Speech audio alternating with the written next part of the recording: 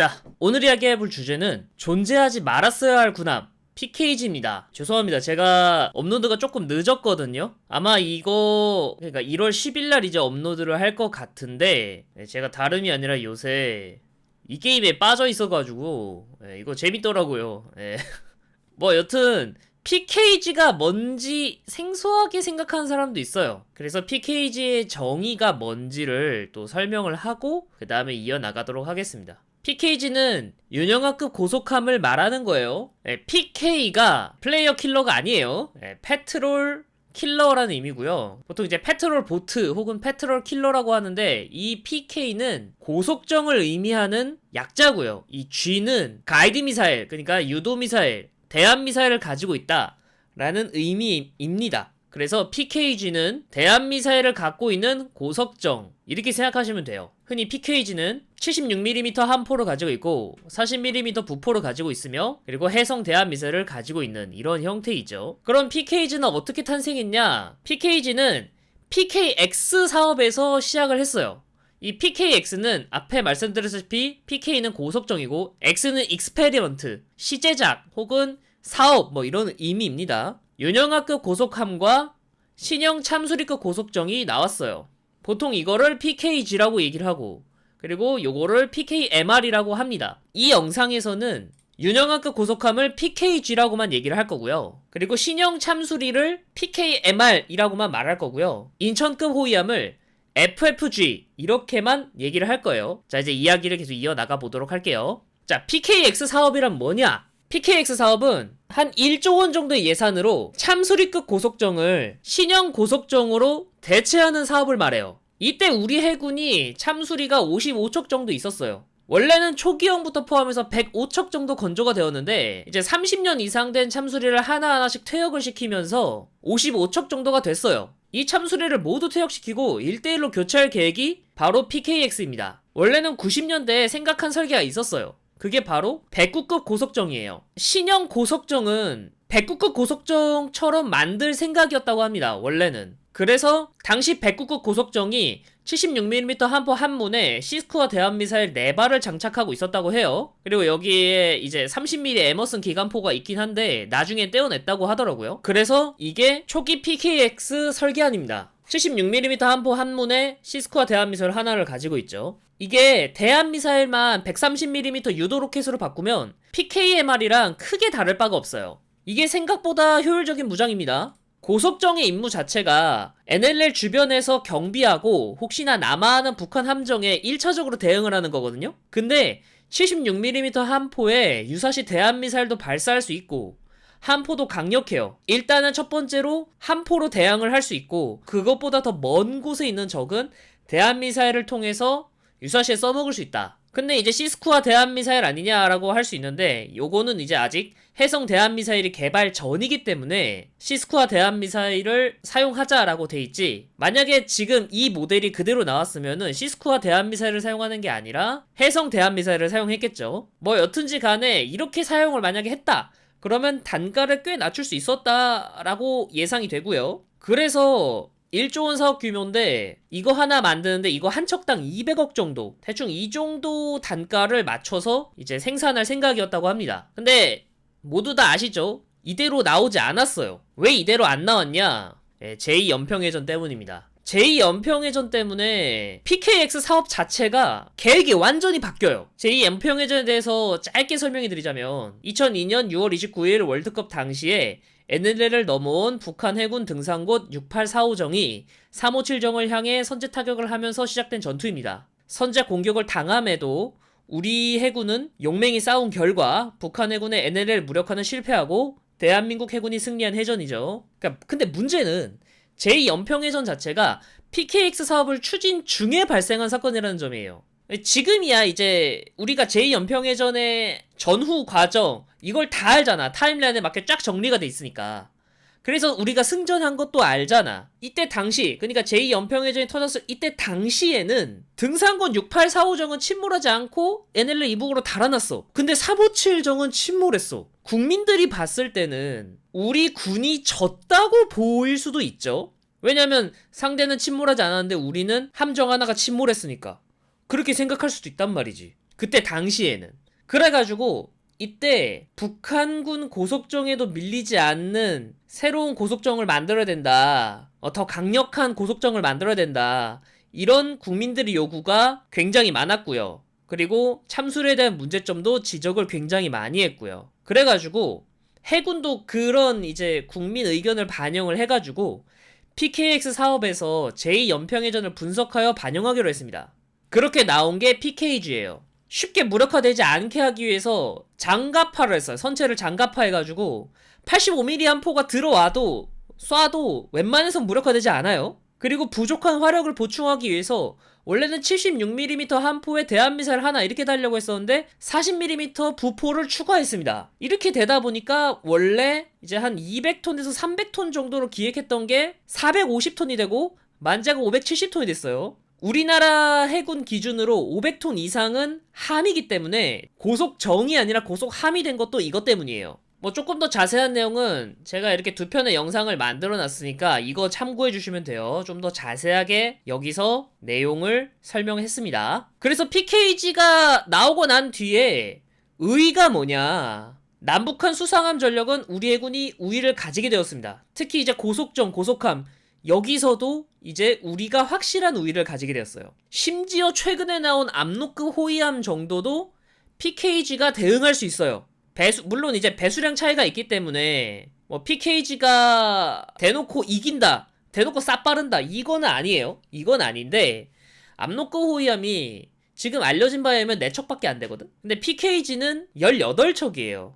그러니까 수적으로도 우세고 그렇다고 해서 화력에서 밀리냐? 화력에서도 밀리지 않아요. 그래서 압록급 호위함까지는 PKG가 나가서 대응할 수 있습니다. 그리고 이제 나머지 요런 것들은 뭐 북한 해군은 아직까지 200톤 이하의 경비정이나 어뢰정이 주 전력이기 때문에 뭐 이길 수가 없고요. 솔직히 저는 PKG가 압록급 호위함에도 준한다고 생각하고 있어요. 그리고 실제로 만약에 PKG랑 압록급이 서로 교전하는 상황이 벌어졌어. 그러면 거의 뭐 비슷비슷하게 피해를 입을 거라고 생각해요. 그러니까 압록급 호위함이 한 1000톤? 한 1500톤 내외라고 하는데 PKG가 해봤자 500톤인데 500톤짜리로 1500톤급이랑 싸워서 비등비등하다. 이러면 북한 해군 기준 체급을 한 체급 위의 상태랑 싸울 수 있다. 약간 이렇게 보면 돼요. 근데 그러면 뭐가 문제냐? 얘 하나로 압록급 호위함까지 대응할 수 있는데 그럼 뭐가 문제냐? 이렇게 생각할 수 있어요. 근데 이거는 사실 PKX 사업이 결과물이 하나가 아니라 두 개로 쪼개진 것부터 알 수 있습니다. 자, 여기에 원래 하나였는데 이게 나눠져서 PKG 그리고 PKMR이 나왔잖아요. 여기 보면 PKX-A가 있고요. PKX-B가 있어요. PKX-A와 B로 쪼개진 거예요. 정확히 말하면 이 PKX 사업이 PKX-A 사업이 되었고 추가로 B 사업이 생겼다 이렇게 보면 되지만 어쨌든 좀 쪼개졌다라고 봐도 되는 거예요. 근데 왜 이렇게 됐냐? 이거는 앞서 말한 제2연평해전 때문에 그렇습니다. 초기 PKX 이거 보니까 참수리에서 무장을 조금 업그레이드 주는 거 말고는 큰 차이가 없었어요. 방탄 성능 없었고요. 그냥 사실상 참수리를 조금 업그레이드한 수준? 딱 그 정도였어. 근데 이제 말씀드렸다시피 이때가 제2연평해전이 이제 일어나고 얼마 안 지난 시기란 말이지. 그러다 보니까 이제 국민들의 요구는 뭐냐면, 아니 만약에 제2연평해전 같은 상황이 똑같이 벌어졌어. 그러면 장병들 목숨을 어떻게 책임질 거냐 라는 요구가 굉장히 많이 나왔거든요. 그래가지고 PKG가 나온 거라고 했잖아요. 일단은 PKG 자체는 좋은 스펙을 가진 배가 맞습니다. 맞는데 문제는 뭐냐면 비싸다는 거예요. PKX 초기 설계가 예산이 한 200억 정도 됐어요. 근데 PKG로 넘어와서 이 예산이 1000억 원이 됐어요. 실제로 1000억 원에 근접해요. 그러면 단순 계산으로 5배가 뛰었습니다. 기존 예산으로는 도저히 PKG를 원하는 수량만큼 만들어낼 수가 없어요. 원래 PKX 초기 설계로는 1조로 55척을 대체할 생각이라고 했잖아요. 근데 이 1000억이니까 도저히 감당이 안 돼. 결국에는 PKX 사업이 이제 1조 정도 됐잖아요. 그거 증액해서 1조 8억 원 정도, 그러니까 1.8조 정도로 맞추고 대신에 18척만 건조하기로 합니다. 근데 문제는 그거잖아. 수량도 중요하거든요. 왜냐면은 NLL에서 뭔가 터졌을 때 1차적으로 일단은 상황을 일단은 보는 게 목표기 때문에 질보다는 수가 조금 더 중요한 그런 함급이거든요. 고속정이라는 게. 근데 18척이면은 숫자가 너무 부족하잖아. 어느 정도 수를 또 채워야 돼. 그럼 그거를 뭘로 하냐? 그게 PKXB예요. 그래가지고 1조 8천억을 들여서 PKXA 18척을 건조하되 PKXB 사업을 새로 만들어서 이거 예산이 2조 6천억 원입니다. 34척의 고속청을 따로 만들기로 합니다. 그러니까 PKX 사업이 원래 1조 원 정도 들여서 55척을 건조하겠다는 건데 이 PKX라는 사업의 총 예산이 4조 4천억 원으로 늘어나고 52척을 건조하겠다는 계획으로 변경이 된 거예요.